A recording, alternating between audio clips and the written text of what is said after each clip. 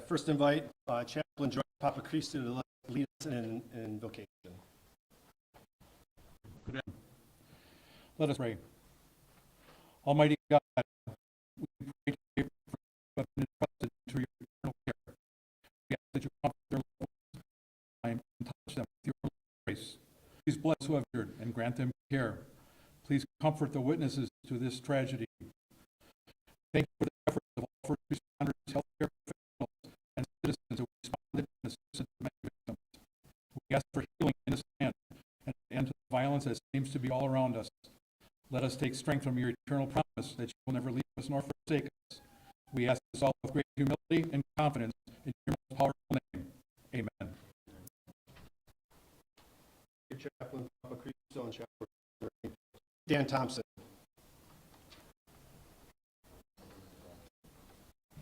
I'm just going to recap and provide an update. At 4:39 p.m.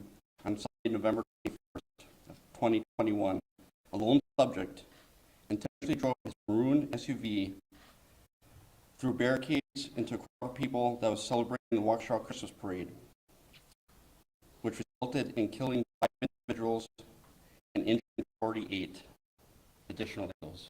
Just received information that 2 of the 48 are children and are in critical condition.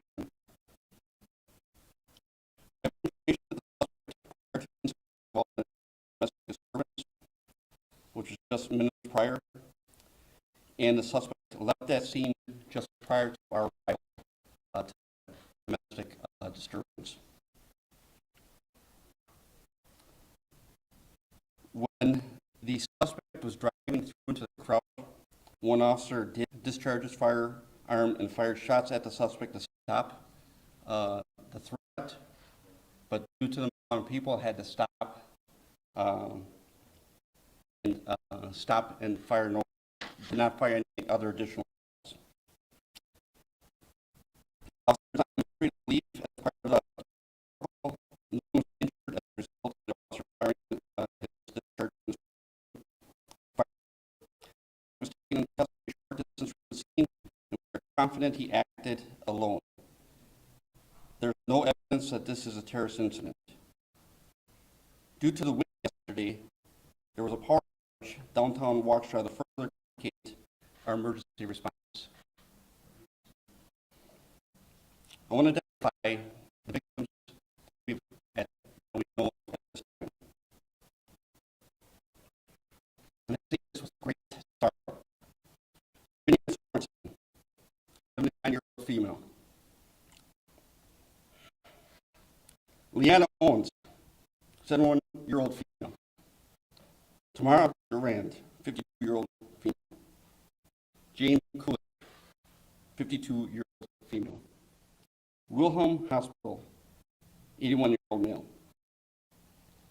The suspect involved in this tragic incident is identified as Daryl E. Brooks, male, 39 years of age, who is a resident of Milwaukee. At this time, the Waukesha Police Department is referring 5 counts of first-degree intentional homicide with additional charges based on the investigation. Those will come in time. There are many roads in the downtown area were closed as investigators work through the crime scene. Those roads have since been opened. I'll say this: after an incident occurred, I responded to the scene, and what I saw out of chaos and tragedy was heroes. First responders and the community coming together and working together on touching victims. Fire department working in partnership with the fire department, getting these victims to the hospital. Fire department transported multiple victims. Chief Howard will talk about that. Officers picked up victims and put them in a squad and rushed them to the hospital. And citizens also picked them to the hospital. There's also off-duty law enforcement, fire, and EMS personnel that were attending this event who immediately got involved and took part in lives. I want to thank our community partners.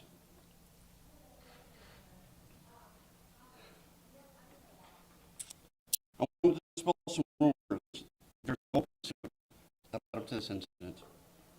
This is not a terrorist event. I want to thank our first responder partners. It is a long list, and we apologize if I forgot anyone. Waukesha Fire Department. No words can express the partnership that we have with the Waukesha Fire Department and how we work together as one in this incident. MABUS Mutual Aid Box Alarm System, Chief talked about the Suburban Mutual Aid Response Team, which we call SMART, responded, which includes a dozen local law enforcement agencies, FBI, ATF, State Division of Criminal Investigations, School District of Waukesha, the Milwaukee Police Department Fusion Center, the Wisconsin State Crime Lab, Wisconsin State Patrol. After this press conference, we'll provide a link on our website for any information.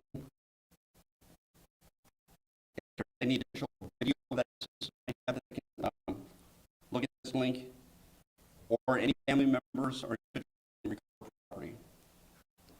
Our Police Smart website is the only source for information.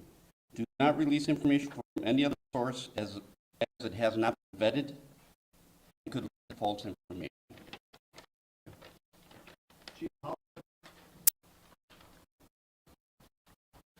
Thank you, Dan. Before we started, on behalf of the men and women of the Waukesha Fire Department, I say our prayers go out to the families in the whole community that was affected by yesterday's tragedy.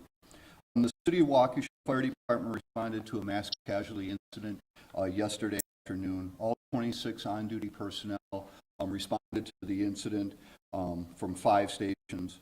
Our closest downtown station was within sight of the parade route. Our units started to spontaneously respond based on radio traffic and dispatch information. We immediately activated our mass casualty protocol and utilized the MABUS, which is our mutual aid system, mutual box alarm system, to the second level to provide us with additional resources to treat the victims. We received resources from 12 area fire departments. We were also aided greatly by off-duty firefighters and EMS personnel, medical personnel, and civilian bystanders. They greatly assisted with their treatment and triage of patients. Patients were transported to 6 area hospitals, with fire department EMS transporting 22 patients. Law enforcement personnel, bystanders, also transported additional personnel or additional victims to the hospital. At this time, we believe that 48 people were treated at local hospitals, although this number might increase.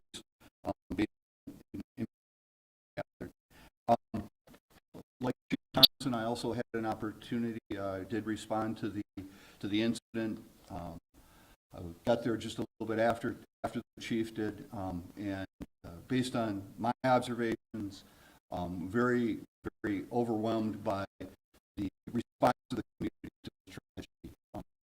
We got there to do the best that we could to deal with this incident. Last night, going out and visiting the fire stations and the people that responded, overwhelmingly, our personnel expressed their sincere thanks for everyone who stepped up and assisted with the treatment of citizens that were injured. And our hearts go out to the families and the victims of this senseless tragedy, and we appreciate the assistance and support that's been offered to the City of Waukesha Fire Department.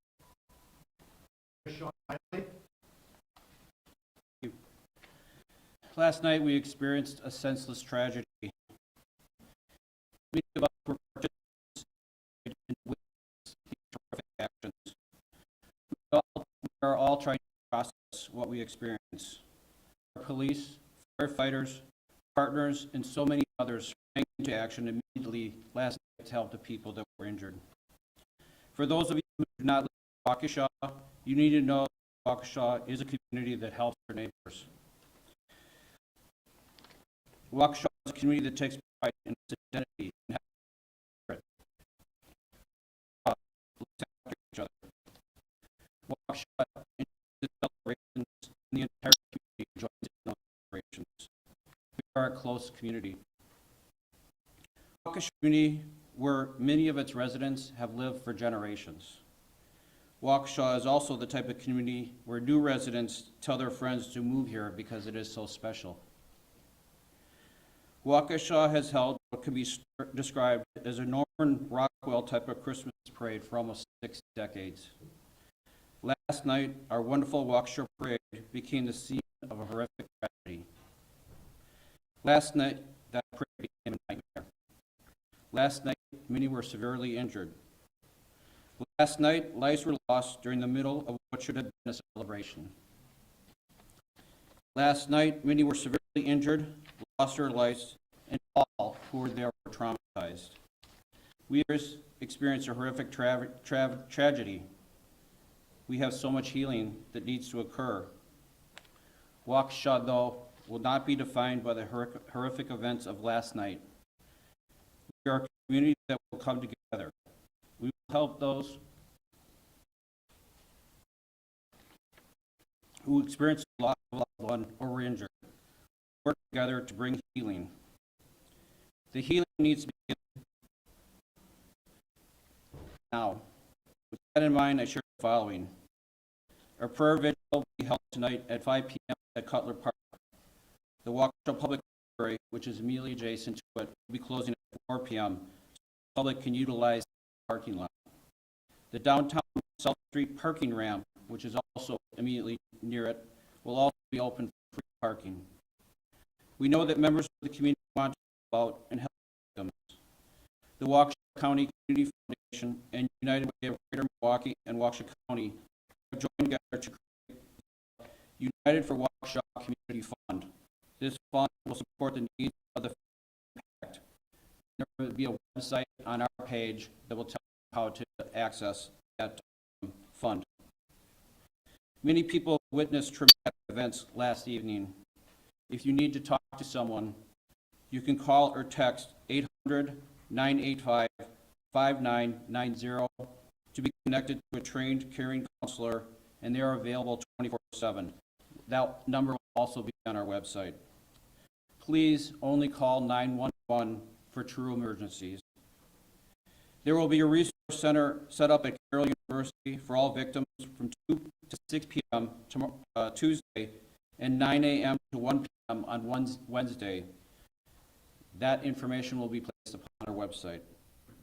The District Attorney Victim Assistance Program is also available to provide assistance, and an email for that service will be shared on social media. Our community needs to heal from physical injury and emotional trauma and what was taken from us by this senseless act. What we do today and the days ahead is what will define us as a city, and I know we will come together and help Waukesha heal. Thank you. Dr. Jim Siebert. Good afternoon, everyone. I'm deeply saddened by yesterday's events and the tremendous impact they are having on both our school community and the larger Waukesha community. I want to begin by thanking our partners at the city, the police and fire departments for their leadership and partnership. We are focused on our kids, our staff, our families, and making resources available to them. We stand with our community and one of the resources for support as we navigate this event. The District of Waukesha is providing internal assistance as well as resources outside of the district to support kids, staff, and families. Should families need guidance on how to address trauma with your children, please do not hesitate to reach out to the student services staff at your child's school.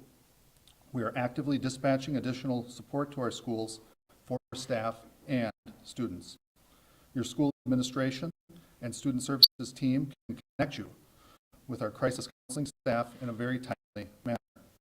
School psychologists, social workers, school counselors, and community mental health providers are available and trained to support children and families in crisis today and into the future. I also want to thank our surrounding school districts, Waukesha County, our local healthcare partners, the Department of Public Instruction, and Governor's Office for their support of the school district of Waukesha during this time. We also provided meals today from noon to 1 p.m. across the district, and we will do the same tomorrow at the following sites via their main entrance: Butler, Horning, and Les Paul Middle School, as well as South and West High Schools.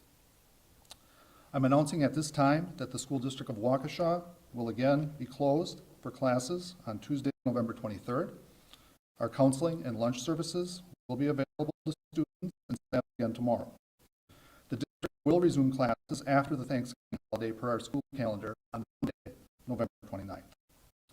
We ask that you respect the privacy of students, staff, and families, and that you do not at sites. Further information and additional updates will continue to be available on our district website, and I am deeply sorry that we are here today, and we look forward to healing both as a school community and a larger Waukesha community. Alan Johnson. Good afternoon. I am Vice President of Critical Care and Special Services for Pro Healthcare. In my role, I work closely with our emergency departments, our critical care units, and our mass casualty incident command process. I'd like to start by expressing my sympathies and those of everyone at Pro Healthcare for the victims and their families. This was truly a tragedy for our entire community. I'd like to thank all of the first responders and the others who came to do what was required of us. All involved did outstanding work. Among 48 victims of the shred who were transported to area hospitals, 29 arrived at Waukesha Memorial Hospital. The hospital is just blocks away from the parade route, and victims started arriving very quickly after the incident. In fact, many of Pro Healthcare's staff were attending the parade, witnessed this tragedy, and provided immediate first aid to victims. There were many children among the victims brought to Waukesha Memorial. After initial assessment, stabilization, and treatment, we transferred 11 of those to Children's Wisconsin.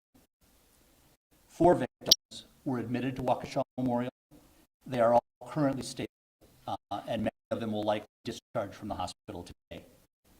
Those patients, 12 people were treated in our emergency department and released. 1 patient presented to us and left without being seen. Sadly, one of the victims who was Waukesha Memorial was pronounced dead on arrival. In addition to those who were on duty at Waukesha Memorial last night, many others rushed to the hospital to help. They included nearly every one of our emergency department physicians, countless surgeons, anesthesiologists, hospitalists, and nurses. What I saw on display last night, response to this crisis was nothing less than the highest level of professionalism. Our coordination with local fire and local EMS worked flawlessly in the face of this incident. And on behalf of Pro Healthcare, I want to thank everybody for participating.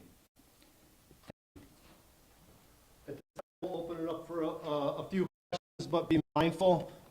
I'll start with you from Chapter 12. Be mindful that we're going to be limited in scope with the information that we can be released at this time due to maintaining the investigation, moreover, the judicial process. We want to be transparent, but we're also mindful that we're not going to compromise in any aspect of this investigation. We're dealing with 5 counts of potential first-degree homicide. Please be mindful of those when you ask your questions. Brett, I'm sorry, Nick. What can you tell us about the arrest? Where was he located? Was there an incident there? Was he injured? Did he say anything about what led up to this and why he kept going? Questions. In one question. My best if I can answer.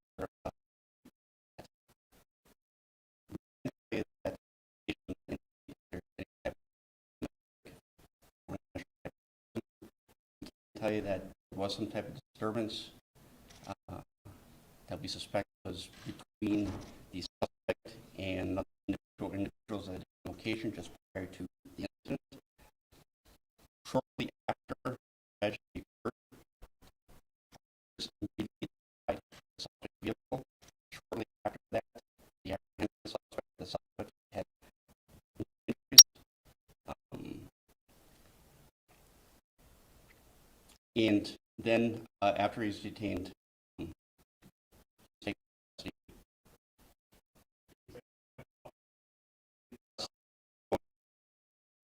And this is what we do not want to jeopardize the integrity of the investigation at any point. Right now, our focus, the Waukesha Police Department's focus, the City of Waukesha's focus is the families, the victim, and due process, right? Because that's important. Is this for the chief? Okay, go ahead. Can you just elaborate on that domestic situation? We understand that there may have been a knife involved, and Brooks know someone in the parade?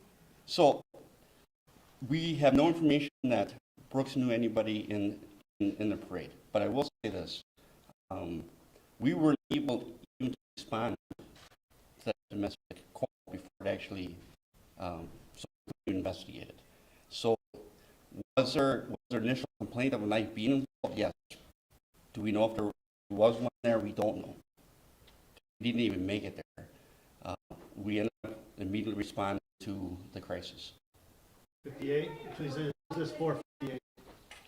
Chief? There's been a lot of confusion about just how this got through the parade. I guess questions about barricades and that kind of thing.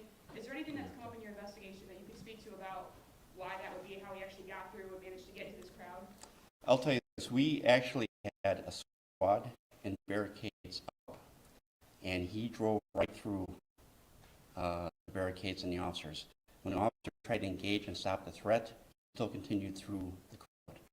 We're going with Channel 4 next. Be mindful of the rules. We'd really appreciate it if you go back and spell the names of the victims you mentioned earlier. That's possible. Just give me a moment. All right. Well, while we're waiting for, I will come back to Nikki from the Freeman. Go ahead. Who is this for?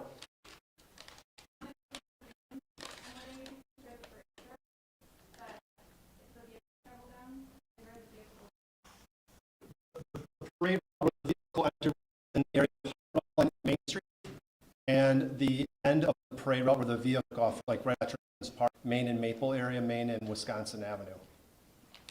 Okay, back to 4. Are you ready? Yes. Okay. I'm going to repeat the names. And again, I'm professional about it. Chief, we're going to put it on the release. I'll put the names out on the press release. We'll post that on the internet so we get all outlets. Yes, state where your agency is from and your name.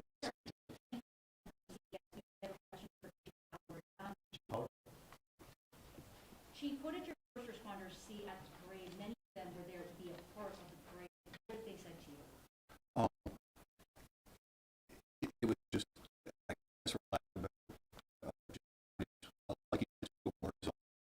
There were adults, children that were injured. Some of our first responders were with families. They left their family. 2 people helped with instant command, helped transport, along with many other medical personnel and people that were there. But I guess what stands out in my mind from our conversations is we do have people who have military backgrounds and like it to a war zone. I'll get 2 more questions. I'll go back right there. Gentlemen, with your hand up, your agency, and who would you like the question to? Okay.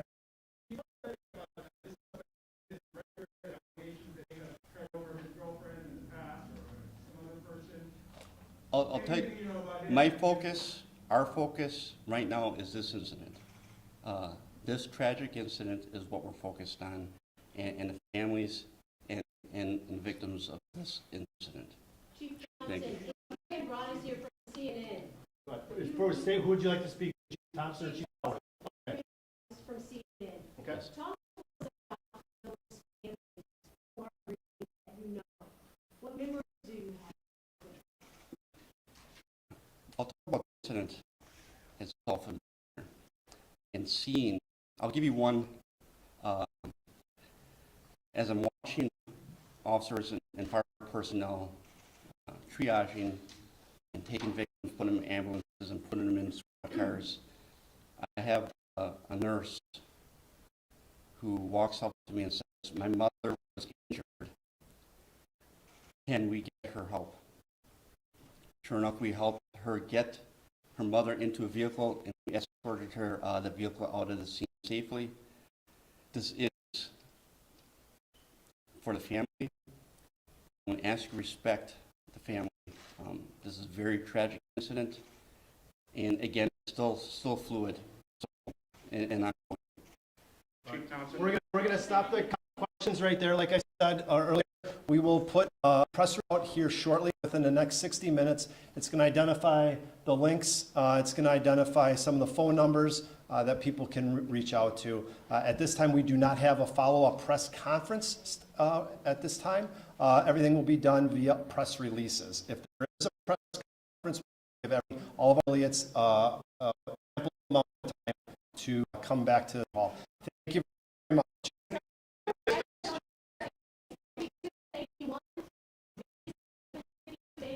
Yes, and we'll put your names